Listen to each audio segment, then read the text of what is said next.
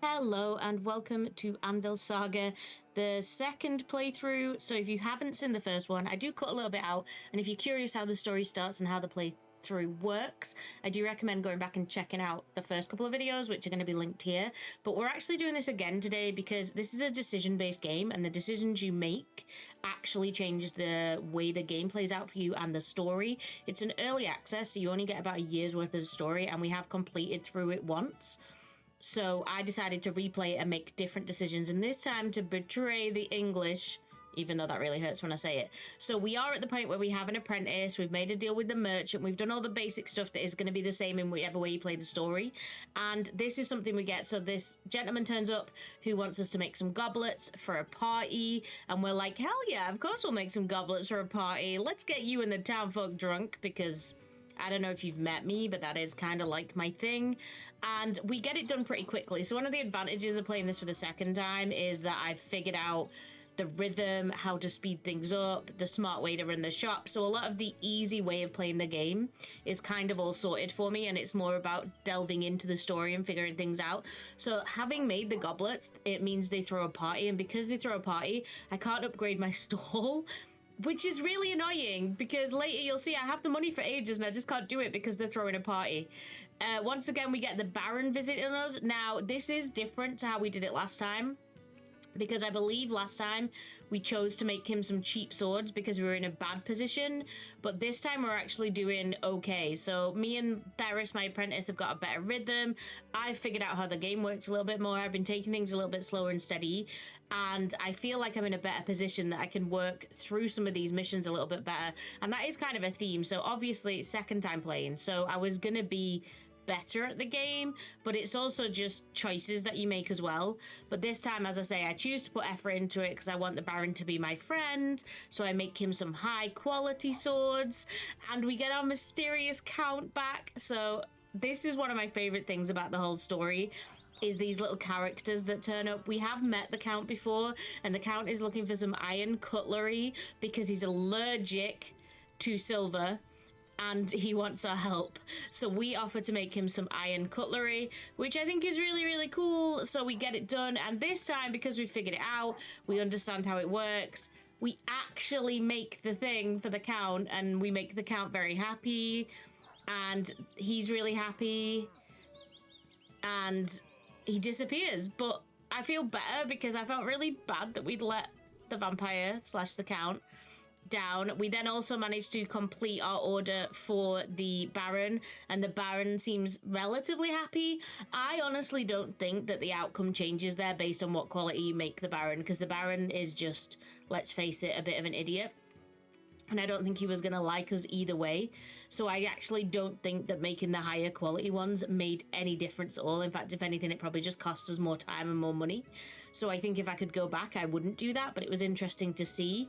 I also then remembered something I'd found out last time, was that you can pick what tools everybody uses, and it can influence how good they are at their job. So the mining tools, specifically for being a miner, there is Oscar's tools, which is his dad's tools, that are better for using the forge and stuff. So I do play with that a little bit, and then we play through, and once again France wants us to pay some money, and then we get a vampire who comes. Now, I thought at first this was the mysterious Count, but I don't know if it is meant to be. Like, they look similar, but they're not the same.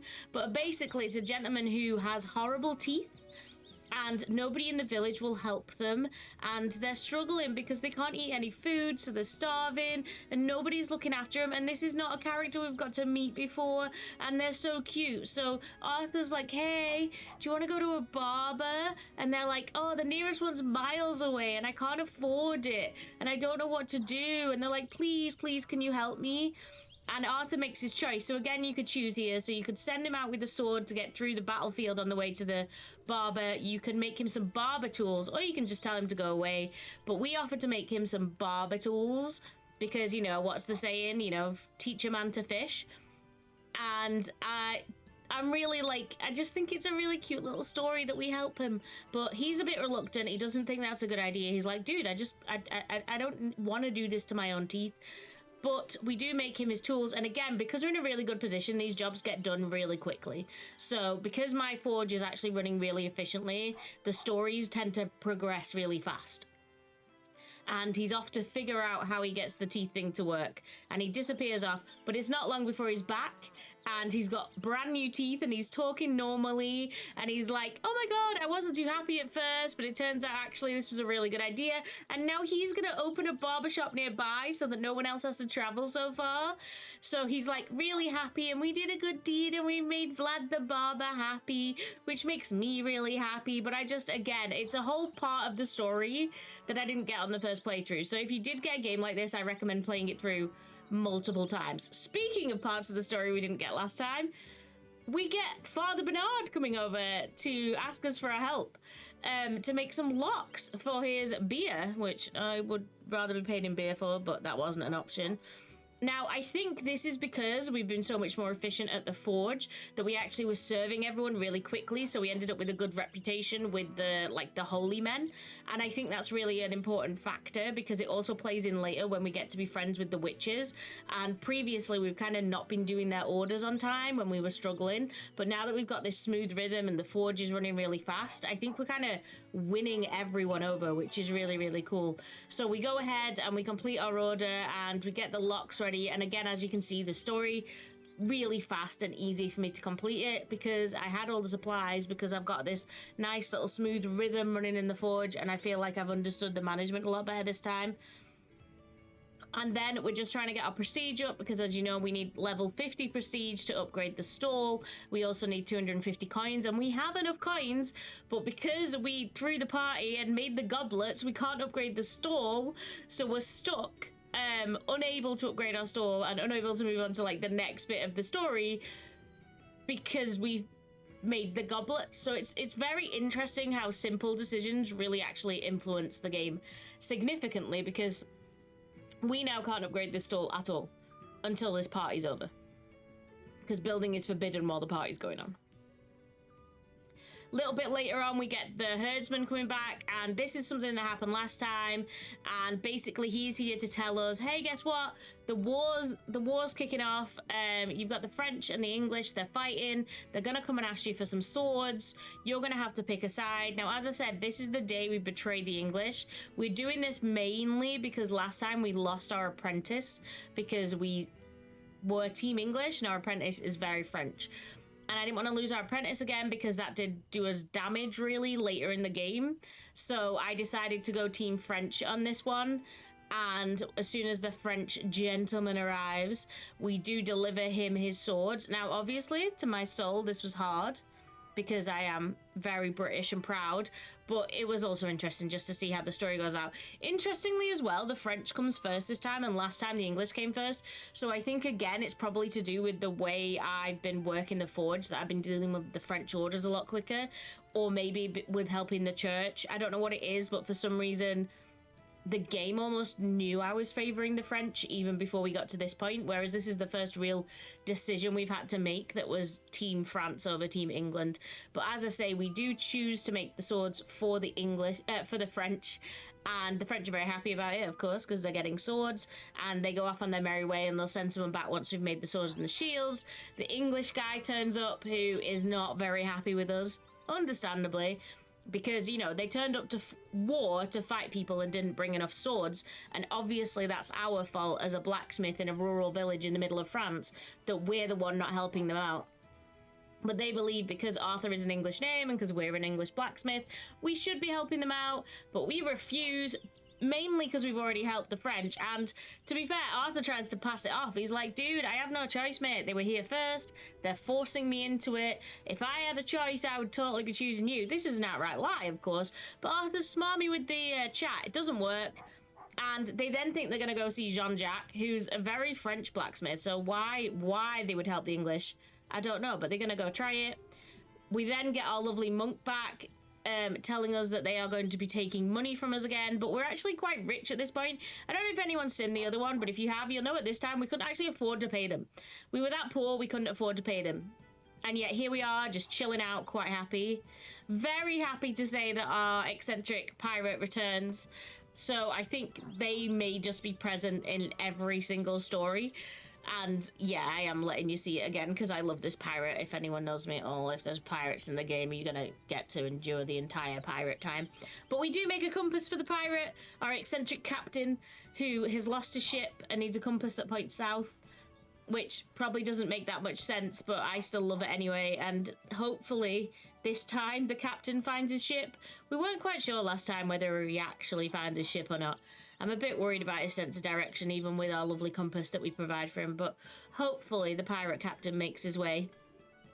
And then we just finish up our sword and shield order, and the French seem very happy that we're sending them off with their swords, and everything seems to be going quite well. As I say, at the moment we're still trapped in this party. We actually have quite a lot of money. We have almost the prestige, but not quite enough. And then we get this one, and this is one of my favorite little story points to pop up. So basically what they're telling us here is that they've got a new batch of beer and they really want to test it, but obviously they've all promised as like devout religious people to their abbot that they're not going to try it. So they're like, we need someone to come test our beer. Now, what did I say earlier? My dream job is being paid in beer. So honestly, this just made me smile. And they didn't trust the villagers because they thought the villagers would get really drunk. So they've come to ask Arthur for help. And we get to basically send an apprentice off on the mission. So Theris, Theris should love us after this, right? So we pick Theris because obviously we only have one apprentice. And we send Theris off on his merry way to go get drunk at the church, I guess. And Arthur's all like, oh yeah, he's earned some rest. And Theris is all like, yeah, I knew this was the right place to work. I'm so happy. And they go off on their merry little way. And then he takes a little while to come back. And we kind of got poor Arthur running. Now, thankfully, we had a pretty solid setup. So Arthur actually wasn't that stretched. But he is moody when Theris comes back. Apparently, it's been 2 days. The devil led Theris astray. And the poor guy's exhausted. Like, his energy level is at 0. And then Arthur's like, well, I'm not going to pay you for a couple of days. Which I think is a bit harsh, Arthur. You sent him. Like, you didn't give him a choice. He's your staff. So, for once, me and Arthur had a little bit of a fallout here. But also, there's no choice. I have absolutely no choice but to pay the guy. It's just not how the game works. However, the shop is running quite nicely. Theris is getting some sleep because he's sleeping off his hangover, which, again, I think we could probably all relate to. And generally speaking, the forge is running really well. Like, I don't know if you can see that money in the top corner there. We have 471 gold. We can absolutely afford the upgrade of a stall. We can absolutely afford to get some more staff. But we're still locked in because of this festival that's going on. And now we get a new character as well, which is the witch. It's Brunhilde, the witch. And apparently they see a curse upon our smithy. Oh no! And we're obviously, Arthur's like, hey, yeah, you're gonna get rid of it for free, right? And she's just like, yeah. I just need an order first. And he's like, dude, this curse can't be that bad. We're actually doing really well. Look at me, I'm minted. Like, I don't need your help. She's like, fine, I'll pay you for the order and I'll get rid of your curse because I'm a cool witch and that's what cool witches do.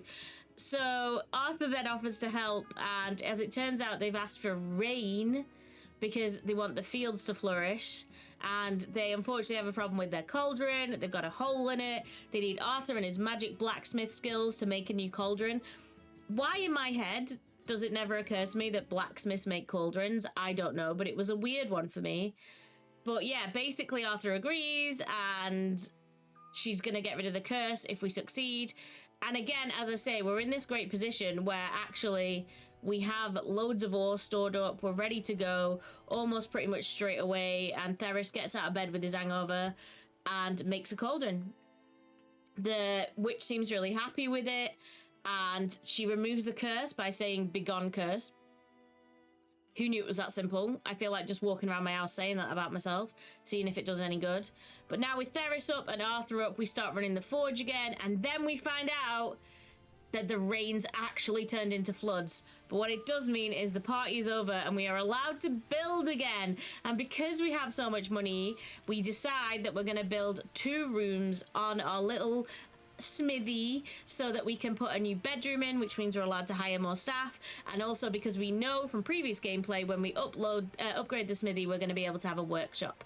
So we upgrade, and then we are just waiting for the building to complete, and that will all be in part 2. So please do stick around and come back for the second bit where you will see what happens when we betray the English.